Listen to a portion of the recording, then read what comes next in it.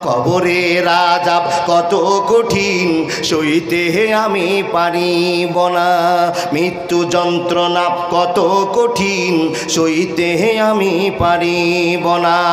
হে দয়াময় হে রহিম, চাই যে শুধু তোমার করুণা, মৃত্যু যন্ত্রণা কত কঠিন সইতে আমি পারিব না। মসজিদের ওই খাটলাখানা আসবে একদিন তা সবার জানা, বড়ই পাতায় আর গরম পানি গোসল দিবে কয়জনা, গোসল শেষে সাদা কাফনে নিয়ে যাবে তোমায় সজনা, গোসল শেষে সাদা কাফনে নিয়ে যাবে তোমায় চারজনা। কবরের আযাব কত কঠিন সইতে আমি পারিব না। একবার জোরে বলুন না সুবহানাল্লাহ। মুসলমান নবী মুসাকে বলে দেওয়া হলো, এ নবী মুসা লা ফারজুন ওয়ালা বিকরুন আওয়ানুম বাইনা জালিকা ফাফআলু মা তুমারুন। নবী হে ওই সমস্ত লোককে বলে দাও এখন আর যেমন তেমন গাইতে হয় করলে হবে না, লা ফারজুন ওয়ালা বিকরুন আওয়ানুম বাইনা জালিকা। নবী হে ওদেরকে বলে দাও মিডিল টাইপের একটা গরু কিনতে হবে, মিডিল বয়সের গরু কিনতে হবে, না বুড়া হবে না চ্যাংড়া হবে। কিন্তু এ নবী মুসা ওই লোকগুলোকে বলে দাও গাইটা যখন কিনতে যাবে কোনো খুঁতালা গায়ে কিনলে হবে না। আল্লাহ কেমন খুঁতালা গায়? বলে তার পিঠে কোনোদিন পানি দেওয়া হয়নি, তাকে কোনোদিন সরকারি কাজে ব্যবহার করা হয়নি, এমন একটা নিখুঁত গায়ে কিনলে মানুষ জিন্দা হবে, না হলে আর জিন্দা হবে না।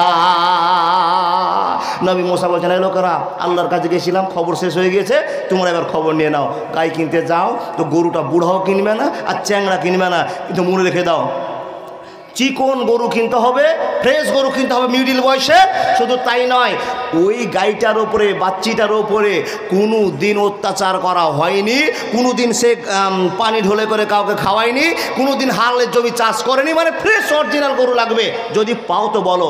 যখন এই কথাটা বলা হয়েছে তখন এই পণ্ডিতেরা আবার বলছে নবী মুসা সবই তো বললেন, কিন্তু গরুটা কালো কিনবো না, লাল কিনবো না, সাদা কিনবো, এটা তো বললেন না। ঝামেলা হলো কিনা বলেন দেখি। নবী মুসা বলছে হ্যাঁ হে তোর এগুলো কেনা করছিস, হে এরকম তোর অফার কথা কেন? আল্লাহ যেটা বলেছে সেটাই কর না, তোরা বাড়তি বাড়তি কথা বলছিস, বাড়তি কথা বললে ফেসে যাবি। এ বাপ বক্তা চলে এসছে, আর পারলাম না, আগামী বছর যদি কোনো দিন চলে আসি এই গল্পটা আপনাকে বলবো, হায়াত বাকি তো মুলাকাত বাকি। ওহো ওটা পূর্ণ করে দেবো, কিন্তু মাওলানা চলে এসছে, লজ্জা লাগছে, পূর্ণ করে দেবো আল্লাহর বান্দা। ঠিক আছে তাহলে যখন চলে এসছেন কে? হযরত মুসা এসে বলছেন এই এই ব্যাপার। তখন বলছে হুজুর গো আপনি আল্লাহর কাছে আবার যান, গিয়ে বলুন দেখি কি বলবো। আপনি যে সবই বললেন, কিন্তু কালো গাই কিনবো না, লাল গাই কিনবো না, সাদা গাই কিনবো না, চাকরা পাকড়া কিনবো, কি কিনবো আপনি তো বললেন না। নবী মুসা জনগণের কথা নিয়ে গিয়ে আবার আল্লাহকে বলছে কলু দোলানা রব্বাকা ইউবাইয়িন লানা, হে রব্বুল আলামিন আবার তোমার কাছে আসলাম, তোমার কাছে খবর জানার জন্য আসলাম। মাবুদ রে তুমি তো একবার বলে দিয়েছে এইটাই এইটা এইটা, কিন্তু আমিও ছুটে গেছে বলতে। মাবুদ ওরা জানতে চেয়েছে কেমন রঙের গরু কিনতে হবে। আল্লাহ বলছে তোর বান্দাকে টাইট করছি, দাঁড়া। এ নবী মুসা যা বল সকালে, লাল গরু চলবে না, সাদা গরু চলবে না, কালো গরু চলবে না, চিৎকাবরা চলবে না, মাইটা লাল চলবে না, ঘোড়া কাটিং চলবে না। আল্লাহ কেমন চলবে বলো? বলে তাসররু নাজরিন, দেখতে সুন্দর গরু হতে হবে, আর রংটা হতে হবে হলুদ বর্ণের রং হতে হবে, নাহলে গরুটা জবাই করে আর মানুষটা জিন্দা হবে না।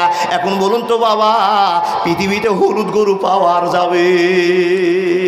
আল্লাহ রাব্বুল আলামিন বলছেন ইন্নাল্লাহা লা ইউহিব্বু মান কানা মুখতালান ফাকুরা।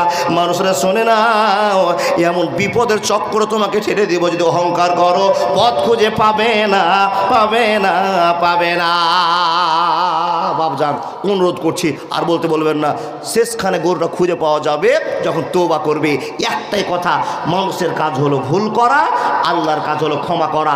মানুষ আপনি ভুল হয়ে গেছে, কিন্তু ভুল ধরার পর আল্লাহকে আপনি বলতে পারলেন না মাবুদ আমাকে ক্ষমা করে দাও, এটাই বলতে পারলেন না, এটাই বলতে পারলেন না। আর এটা বলবার জন্য আল্লাহ আপনাকে দুনিয়াতে পাঠিয়েছে, আর আমি আপনি এইটাই বলতে বলতে পারছি না, আল্লাহ তুমি আমাকে ক্ষমা করে দাও।